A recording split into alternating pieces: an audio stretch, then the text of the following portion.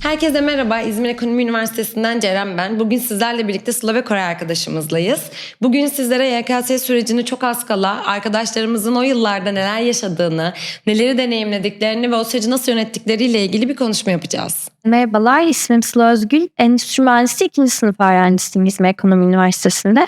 Merhaba, ben de Koray Cengiz. İzmir Ekonomi Üniversitesi'nde Bilgisayar Mühendisliği 4. sınıf öğrencisiyim. Aynı zamanda da işletme bölümünde yan dal öğrencisiyim. Öncelikle size geçen yılda bu zamana gittiğinizi farz etmenizi isteyeceğim. Yani sınava girdiğiniz yıllara geri dönmenizi isteyeceğim. Sınava bir hafta kaldı. O süreçte ne hissediyordunuz? Süreci nasıl yönettiniz? Konularınız yetişti mi? Birazcık o sürecinizden bahsetmenizi rica ediyorum. Stresli bir süreç. Son bir hafta çok az bir süre kalıyor sınava çünkü.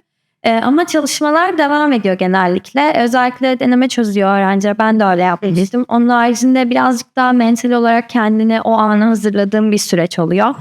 Çünkü çoğu konunun bitmiş oluyor. Bazı konuların eksik oluyor. Onları tespit edip onların üzerine gidiyorsun. Ben de yani onu tercih etmiştim ve bana çok yararı oldu böyle yapmamın. Ama en önemli istediğim gibi mental olan hazırlık, ona yoğunlaşmıştım. Ben kendi sürecim. Son bir hafta özellikle mental olarak hazırlanmak çok önemli oluyor. Tabii bir yandan çalışmalar da bitmiyor. Çalışmayı ve mental hazırlığı aynı ana yaymak gerekiyor birazcık daha. Ben son bir hafta kala konularımı bitirmiştim ve bu konular üzerine hemen hemen her gün deneme çözüyordum.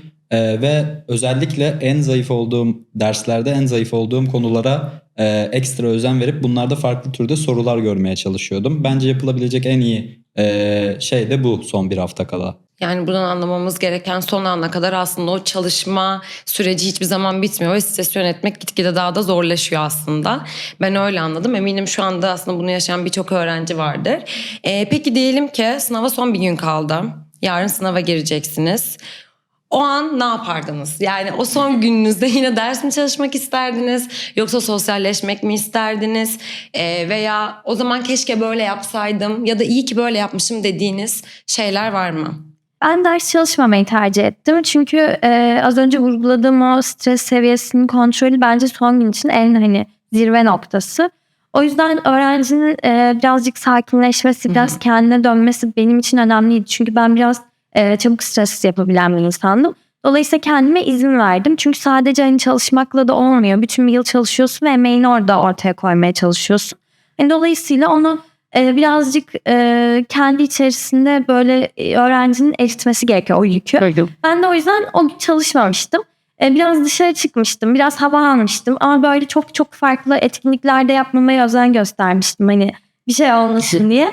Genel olarak daha böyle dinlendiğim, kendimi dinlediğim bir gün olarak geçirdim. Onu da ben iyi ki yapmışım diyorum. Çünkü o günün sınavı yönetmemde etkili olan bir şeydi bu benim için. Aslında son bir gün kala kendini dinleyip birazcık daha sakinleşmeyi tercih ettin. Peki Koray sen? Son bir gün özellikle ben ders çalışmayı pek tavsiye etmiyorum. Kendi sürecimde de son bir gün kala artık tüm konularımı toparlamıştım. Son gün hiç ders çalışmamaya karar vermiştim. Bu kararımın da şu an hala arkasındayım. Herkese tavsiye ediyorum. Ben de son günümde özellikle sahil kenarına çıkıp bir yürüyüş yaptım. Temiz hava aldım. Kafamı toparladım. Ailemle vakit geçirdim. Yani birazcık daha kendime ayırdığım bir gün oldu benim son günüm. Benim tek şu anda geriye dönüp keşke yapmasaydım diyebileceğim konu, o gün ilgimi çok çeken bir film izlemiştim ve sınav sabahı aklıma bu geldiğinde demiştim ki keşke izlemeseydim, daha hafif şeyler yapsaydım. O yüzden birazcık daha günlük hayatta kafanızı rahatlatacak, bir yandan sizi çok strese sokmayacak şeyler yapmanızı tavsiye edebilirim. Güzel. Peki şimdi sınav sonuna girdiniz. Son 3 saatiniz var. Yani sınav yerinde bekliyorsunuz.